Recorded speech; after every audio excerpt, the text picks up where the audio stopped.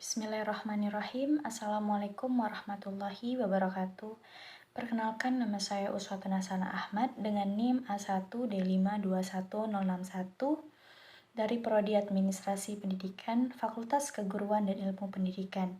Baiklah, di sini saya akan menjelaskan tentang ibadah dan amal soleh. Secara umum, ibadah dikenal sebagai bentuk kepatuhan seorang hamba kepada perintah Tuhannya dalam bentuk ritual-ritual tertentu, sebagaimana yang telah diajarkan dan disyariatkan oleh agama.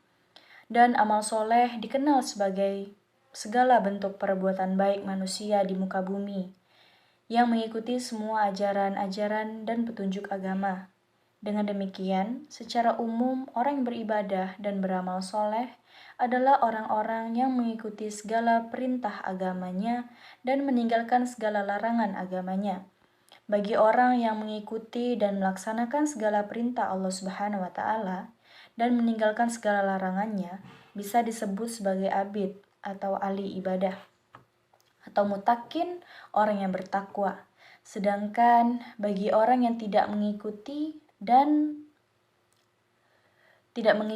dan melaksanakan segala perintah Allah Subhanahu wa Ta'ala dan justru melaksanakan segala larangannya, biasa disebut dengan asyi, orang yang bermaksiat atau kufur, orang yang ingkar. Hakikat ibadah. Yusuf Al-Qaradawi, seorang ulama Islam kontemporer di Mesir, menyatakan bahwa menurut ulama fikih, ibadah hanya boleh ditunjukkan kepada Allah Subhanahu wa Ta'ala, tidak kepada yang lain. Menurut Muhammad Abduh, ulama pembaharu di Mesir, perbedaan antara ibadah kepada Allah Subhanahu wa Ta'ala dan ibadah selain kepada Allah Subhanahu wa Ta'ala bukan terletak pada tingkatan ketundukan atau ketaatan, tetapi pada tempat munculnya sumber perasaan tunduk dan taat tersebut. Apabila sumber atau penyebabnya adalah sebuah atau sesuatu yang bersifat lahiriah, seperti kekuatan dan kekuasaan yang bukan dari Allah, maka ketundukan dan ketaatan tersebut bukan merupakan ibadah. Apabila sumber ketundukan dan ketaatan yang dimaksud adalah sesuatu keyakinan, al-i'tiqad, bahwa yang disembah al-ma'bud memiliki keagungan, maka ketundukan dan ketaatan tersebut dinamakan ibadah. Selanjutnya saya akan menjelaskan tentang hikmah ibadah dan amal soleh.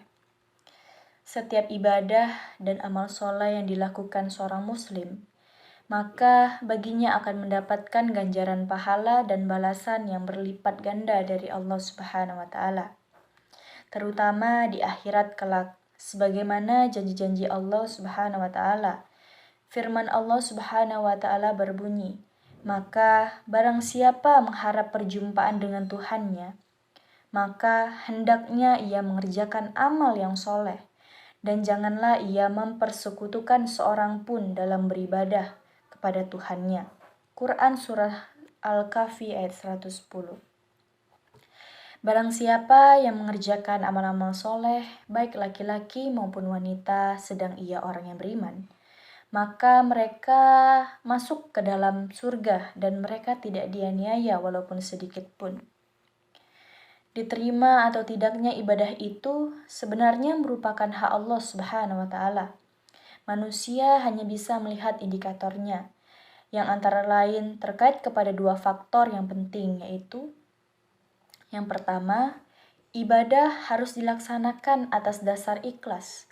Keikhlasan dalam beribadah menjadi kunci utama dalam upaya untuk menjadikan ibadah dan amal soleh diterima oleh Allah.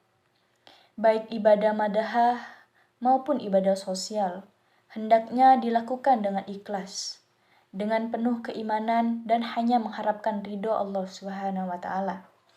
Tidak mengharapkan sesuatu apapun selain itu. Yang kedua ialah ibadah dilakukan secara benar.